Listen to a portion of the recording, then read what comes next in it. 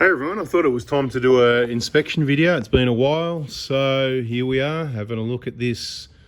It's a 2012 150 Prado Kakadu, fairly stock standard as far as most things go. It's got some tyres on it, as you can see. Let's have a look what they are. The XATs again. Who would have thought? Another set of XATs. Now, I do look at the comments. Please don't swear because it'll often mean your comment won't be there. So you just wasted your time writing that big long thing. Now, what I want to talk about on the XATs before we have a look at anything else underneath the vehicle is there's a bit of confusion, I think, because some people said, oh, yeah, overinflation wearing in the middle. Now, that's what I thought first as well, okay? But if you have a look on that other video yesterday or whenever it was, if I put this one out today, and I might not, who knows what's going to happen,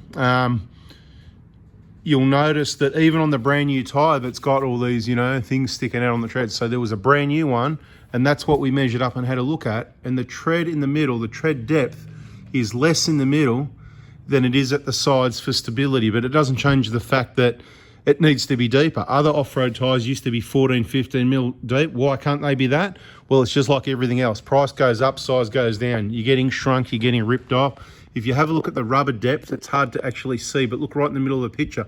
To the left, you can see, okay, here's what I'm talking about. See that little line at the end of my finger across there? Right, it's shallower across the middle section. People can say for stability or whatever, but if you measure it up, there's not a lot of rubber there, and these aren't that old either. Let's have a look, okay? So people want to know, let's have a look. When were these made? How old were these? I don't have any information on these tyres other than what's printed on it. I can't ask the customer. 23, there you go. So 9th week 23, so 24, 25. So they're a bit over 2 years old. I'll take a guess they've done 20 or 30,000 Ks, and I'm not going to bother measuring these ones up. It's an inspection video. Anyway, point is, the fact that it was different in the middle to the side of this particular tyre, I think it's the design. Go measure a new one and you'll see what I mean. Go look up the specs. Someone can put it in the comments again. But what we want to do is have a look around this 13-year-old vehicle, 180,000 K service, and have a look, besides road grime, what can we see that's a problem here? This is without feeling it. We know by averages it's coming up for a front wheel bearing replacement. We have those on the shelf, but in case you're watching the videos, we're here for this week only. I've sold heaps of everything. Wheel bearings are just about all sold out. Plenty more stock coming. I've got stock coming from Japan because there's not enough in Australia. So it's going to take some time. Then we've got to get it all together. 6 different genuine components, all pressed together, ready to go. Cheaper than what you can get it from the dealer. So why would you even do that? But anyway, it's up to you. Whatever you do, I'm here to help. Bada bing, bada boom. Point is, front wheel bearings, we recommend every 200,000 Ks. I wouldn't bother checking them. I wouldn't bother waiting for noise. I wouldn't bother doing one, trying to pick out which one it is. Just do the pair every 200,000 Ks if you travel. It's not worth it. Okay, let's have a look. See the sweat on the bottom of the rack boot? It's a standard thing. Most of the vehicles have that. Don't worry about it. Bit of a sweat on the tie rod end. That's not that normal. But it does happen from time to time. Let's check this one. This car's got both, so I'd say for whatever reason, that's what this one's got. Same as you get on the top ball joint as well. So it's not panic stations. It's just what it is. So what you'd do if you went for a road with it, you'd give it a really good cleanup. So they don't look at that and go, oh, because there's nothing wrong with the ball joint or the boot. It's just a bit of a sweat. It's just how it is. This is where people put heaps of grease on the bump stops, and the experts in the comments can tell us, oh, your bump stops are dry, you need to put grease on the bump stops. You don't need to grease those. You can grease them if you want, or you can not grease them. It's not an old XE Falcon where if you didn't grease it, it made this really loud bang, and when you held it on there, car moving up and down over bumps, it would go, "Rrr." The thing is, I don't hold my steering on full lock. If I get to full lock, I'll bring it back a smidgen so that it's not sitting on full lock, stressing out the power steering system. Anyway, that's another story. It's called looking after cars. It's only what you do if you... Well, people that are doing that are on the videos and they know what I mean. See the crack there? Again, pretty standard. It's only 40% of the way through. I'm not going to worry about picking that. This is a Kakadu. It's got the big fat sway bar, KDSS. That's what that's all about. It is kind of good, but it's problematic. So I would avoid it personally, but it is good if you've got it because the vehicle handles really flat because of this big fat sway bar. And then this is all, when you go off-road, it's got sensors and it all relaxes and lets it flex, right? Which is kind of best of both worlds. So it is better when it's working if it was reliable, but it's not. It causes people a lot of headaches. So that's why I say avoid it. I'm here for reliability. Keep these vehicles a long time. Keep being able to travel with reliability. Last of the best. Turbo's dry, engine's dry, engine mounts look good. CV drive shafts look good. We'll have a feel of those. Brake pads, we're not here to check brake pads, but I'm just having a look. They're about, what, half worn at the front there. Have a bit of a look each side, just a quick look, yeah. This is just a bit of a me look around. I've got about 10 minutes to make a video. My target's 10 minutes. Sometimes it's 1 minute, sometimes it's 20. You've just got to average it out, you know, and if you're behind in videos, you've got something to catch up on. There's playlists there. Keep saying, check the playlists. Each video is just one piece of the million-piece jigsaw puzzle so that you can look after your vehicle. See, lubricated the driveline, all done. Transmission pan, it's all original. The gasket, could probably do with a transmission flush. Let's pick that one up at probably one of the next services. We'll give him a bit of a reminder. You know, if you want things to last, you've got to spend the money and do the maintenance and do the extra maintenance, really. Chalk and cheese with where you get your vehicle serviced. These pads are getting low. It's time to get on to lsiauto.com.au and order some rear pads cheaper than you get at your Toyota dealer. And then you can apply the discount code, which is same as this YouTube channel, 4before diesel, and get your discount, further discount. Nothing in it for me, by the way, not my business. I'm just here to help, so I set up the discount for you. All right. Yeah, those pads are quite low from what I can see. I better get a better opinion. Someone, there you go, have a look in there, see if that focus, see the backing plate and see the lining. So there's not much there. So you've got the disc rotor moving, then you've got the lining, which is the thin part, then you've got the backing plate, then you can see the piston, then you can see, it's that blurry for me. I'm looking at the screen of the camera. Is that the rubber boot? It's that dirty and blurry. I can't really see what I'm looking at. Airbags, I'm not sure if you're wondering about those, but it looks like they hit the bump stops a lot. So there you go. There's a lot of bump stopping going on there. So I don't know what's going on with that. Again, it's a bit like the KDSS. It's kind of good. It's comfort.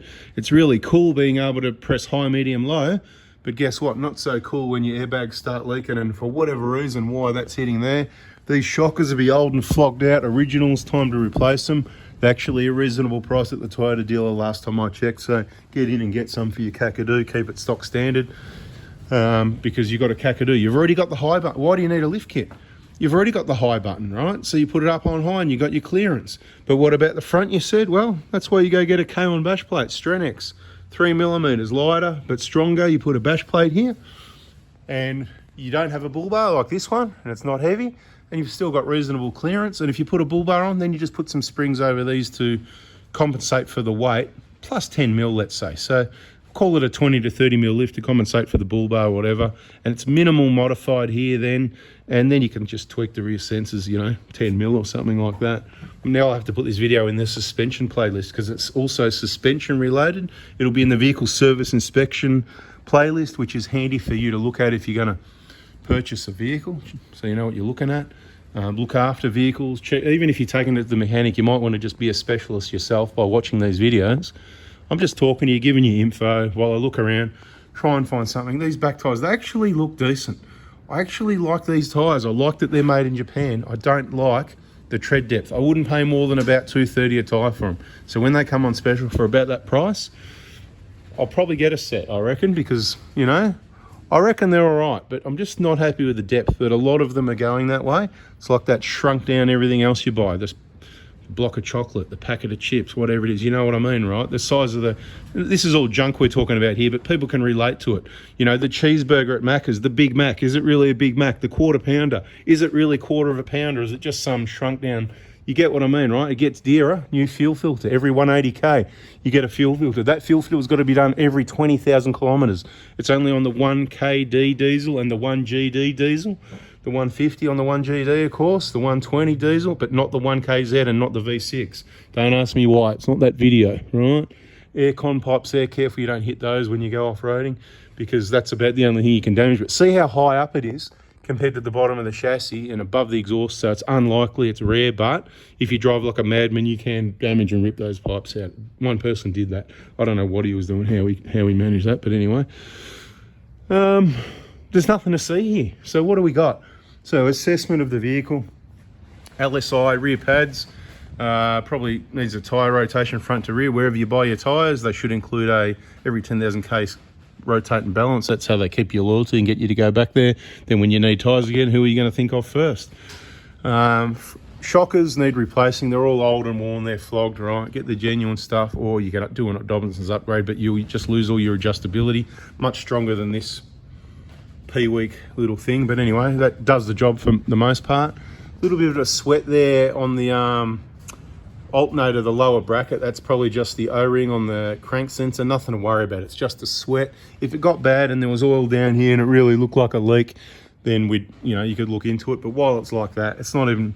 And by the way, that O-ring, it's the same O-ring as the plug on this plug here that leaks sometimes, that we didn't talk about in this video. That O-ring, it's the same on the crank sensor. So you can't buy it separately. You have to buy a whole crank sensor for 200 odd bucks or whatever it is. But you can buy the O-ring if you're smart and you watch these videos. Bada bing, subscribe, turn the bell on. You don't want to miss info like that.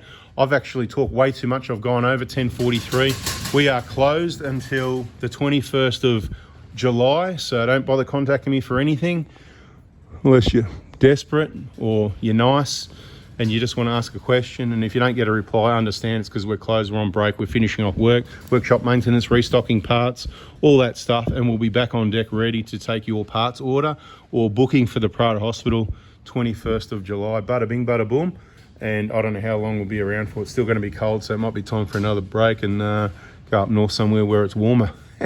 Something different. Little plastic flaps, see the clip at the top there's missing as well. Small things, but just things to be aware of. Catch you in the next video. See ya.